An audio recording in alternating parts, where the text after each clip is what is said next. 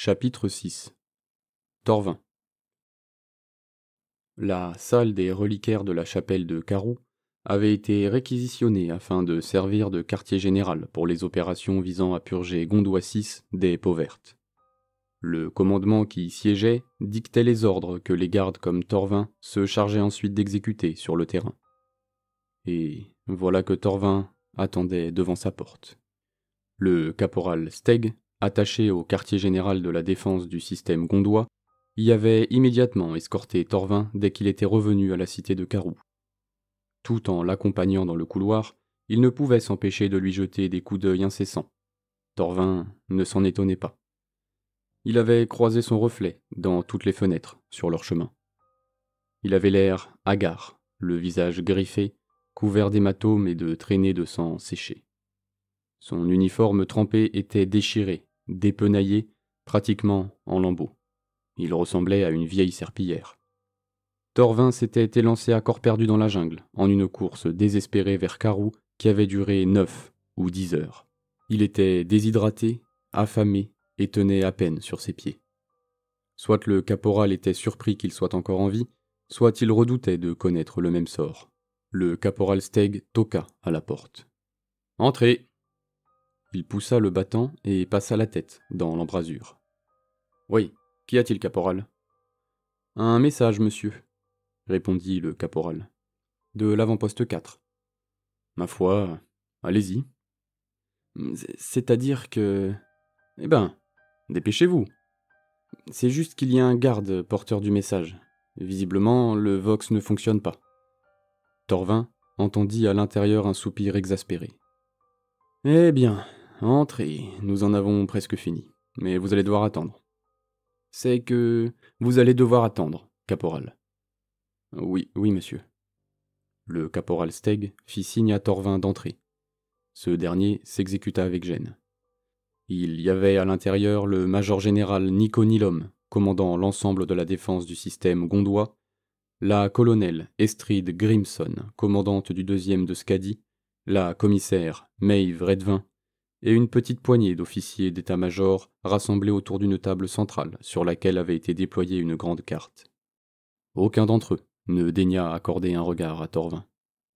Des images dorées représentant des saints et des martyrs, ainsi que des recueils de prières de dévotion à l'empereur de l'humanité aux lourdes reliures, avaient été repoussés contre les murs de la pièce, qui ressemblait maintenant à un centre de commandement décoré d'un fatras d'objets religieux. Peut-être que le commandement s'était dit qu'en s'installant ici pour planifier les batailles, entouré par toute une pléthore d'iconographie relative au culte impérialiste, l'empereur ne manquerait pas de bénir leurs efforts pour purger ce monde des peaux vertes et, pourquoi pas, de fournir une intervention divine si elle s'avérait nécessaire. Les officiers s'agglutinaient autour de la table, comme s'ils étaient en train de débattre de stratégies complexes, comme si le destin de l'impérium tout entier dépendait des décisions qu'ils étaient en train de prendre. Le major général Nilom, un peu trapu, pour ne pas dire replet, était en train de lire une tablette de données. « Fort bien, encore 3 points à l'ordre du jour, » dit-il en prenant une gorgée à la coupe d'amasec posée sur la table devant lui, avant d'essuyer sa moustache touffue. « Tout d'abord, qu'en est-il de la discipline, commissaire ?»« La discipline est acceptable pour l'instant, major général, » répondit la commissaire Redvin. « Nous n'avons pas encore eu d'incident ne pouvant être réglé par quelques coups de fouet. »« Excellent !» fit Nilom, avant de reporter son attention sur la tablette qu'il tenait. « Qu'en est-il de la distribution des rations, colonel Grimson ?»« Nous sommes à jour, monsieur, » répondit la colonelle. « Les troupes disposent de suffisamment de gruaux protéinés pour 3 jours. »« Bien, bien, » commenta Nilom en cochant quelque chose sur sa liste. « Parlant des rations, je commence à avoir un petit creux. » Il se tourna vers les officiers d'état-major, cherchant le moins gradé d'entre eux. Il se décida pour un lieutenant. « Voyez si vous ne pouvez pas nous arranger quelque chose, lieutenant. Pourquoi pas ce mets local de viande en croûte, s'il en reste. » Le lieutenant inclina la tête et se hâta de quitter la pièce, sans aucun doute pour aller transmettre cette consigne à un subordonné. « Bien, » reprit le général. « Passons au dernier point à l'ordre du jour. Le sujet le plus important de la réunion d'aujourd'hui. Il semblerait que l'étendard régimentaire du 2e de Skadi qui a été hissé devant la chapelle soit endommagé. Il a probablement été déchiré en cours de trajet, Mais je refuse qu'il soit déployé sous les yeux de la population de la cité de Karou tant qu'il n'a pas été réparé. Nous sommes là pour débarrasser leur monde des peaux vertes, mais nous représentons également l'Astra Militarum, et il est hors de question de le faire avec des étendards misérables. Puis-je vous charger de régler ce problème, colonel Grimson? Oui, monsieur, bien sûr. Excellent. Bon, et maintenant ce message, dit le major général Nilom en se tournant vers Torvin, planté à côté de Steg, près de la porte. Il arqua les sourcils en posant les yeux sur Torvin, pour la première fois. En voilà une tenue, soldat. Balbutia Torvin. Oui, monsieur. Quel est donc ce message si urgent, soldat? Demanda Nilom. Monsieur, dit Torvin. Je suis le soldat Torvin du 4e peloton. Nilom le fixa, comme s'il attendait qu'il continue. Voyant qu'il n'en faisait rien, le général plissa le front avec agacement. Et en quoi est-ce que cela m'intéresse? Monsieur, dit la colonel Grimson. C'est le peloton de la lieutenant Garnson. Oui, bien entendu, répondit Nilom.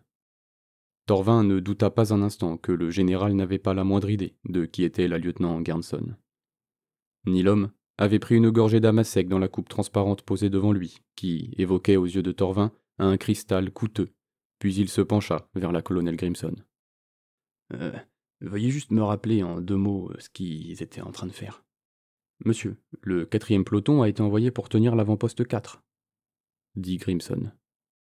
Avant d'être enrôlé dans la garde impériale, quand il entendait raconter sur Skadi les histoires du puissant Astra Militarum, Torvin s'était imaginé que les hommes et les femmes les plus hauts gradés de la garde devaient être des quasi-dieux. Ils semblaient aussi inaccessibles, aussi supérieurs au commun des mortels que les guerriers de l'Adeptus Astartes. Et maintenant qu'il se retrouvait face à ce petit homme à grosse moustache qui n'avait pas l'air de savoir grand-chose au sujet de l'opération qu'il était censé conduire, il était forcé de réviser son opinion des divinités de l'Astra Militarum. « Ah, oui, dit Nilom. L'un des postes de surveillance. Oui, monsieur, convint la colonel Grimson. Mais l'avant-poste 4 est l'un des postes de surveillance situés sur la voie d'accès principale vers la cité de Karou, celui qui se trouve à l'embouchure de la vallée.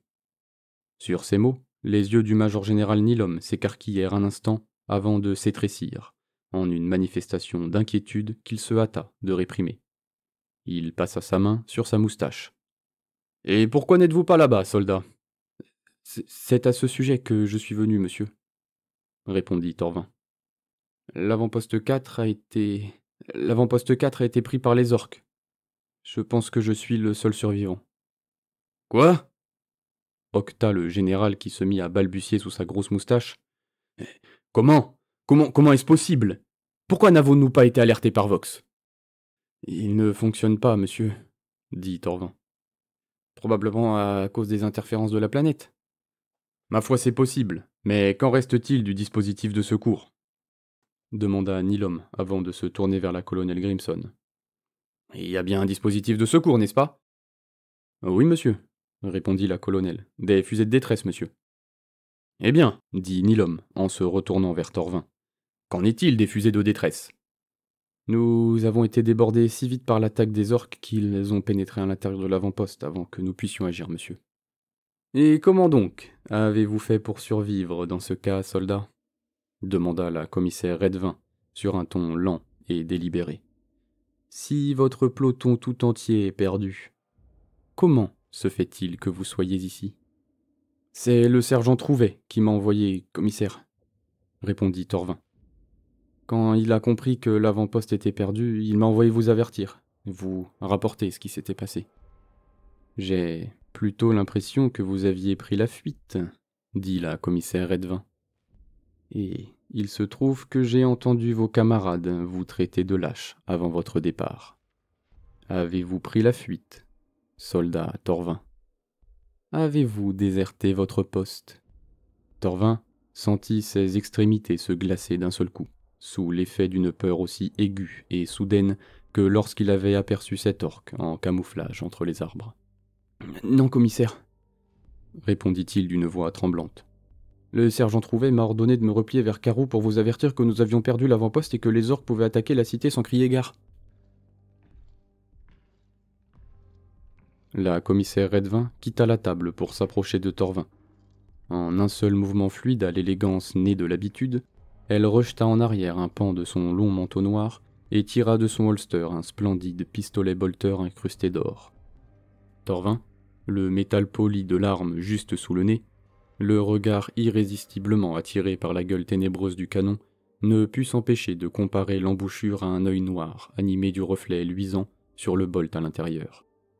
D'après le règlement de l'Astra Militarum, le châtiment en cas de désertion est la mort. Le châtiment pour lâcheté est à la discrétion du commissaire, et peut aller jusqu'à la mort. En tant que commissaire de l'Officio Perfectus, je suis donc autorisé à prononcer un jugement sommaire et à procéder à l'exécution. Madame, octa Torvin, je le jure sur le trône de l'empereur lui-même, j'ai reçu l'ordre de quitter l'avant-poste et de revenir ici. Si j'avais déserté, pourquoi je serais revenu ? La commissaire Redvin n'abaissa pas son pistolet bolter, mais elle ne pressa pas non plus la détente. Voyons, commissaire, dit le major général Nilom. Je suis sûr qu'il n'est pas nécessaire de l'exécuter. Nous n'avons aucune preuve que Tauren ici présent ait menti. Torvin ouvrit la bouche pour corriger le général sur la prononciation de son nom, mais il se ravisa. Inutile d'attirer encore davantage l'attention sur lui. Je suis d'accord, monsieur, dit la colonelle Grimson. Il est plus important que nous réagissions à cette information et que nous reprenions à l'ennemi cet avant-poste vital. Merci, soldat. La commissaire Redvin abaissa son pistolet bolter. Torvin se détendit quelque peu, mais pas trop, parce que les yeux de la commissaire lui semblaient tout aussi menaçants que le canon de son arme. Très bien, dit la commissaire. Mais je suis responsable de l'ordre et de la discipline dans ce régiment. Et je compte bien enquêter sur le comportement de ce soldat. Elle se tourna vers le caporal Steg, qui, contrairement à Torvin, avait presque réussi à se fondre dans le décor. Caporal, arrêtez ce soldat, sous mon autorité, et faites-le enfermer. Le caporal Steg s'approcha de Torvin. Il lui lança un regard d'excuse une fois qu'il eut tourné le dos à Redvin, mais Torvin savait bien qu'il ne désobéirait pas à l'ordre d'une commissaire, surtout pas d'une qui paraissait si prompte à dégainer son pistolet bolter. Il le saisit par le bras et l'escorta hors de la pièce. S'il avait éprouvé de la culpabilité, sachant le sort qui s'était abattu sur le reste de son peloton, Torvin était tout de même heureux d'avoir pu quitter l'avant-poste 4. Il était heureux d'avoir survécu. Mais maintenant, il avait plutôt l'impression qu'il était passé ou, ainsi qu'il avait tenté de l'expliquer, qu'on lui avait ordonné de passer, de Charybde en Scylla.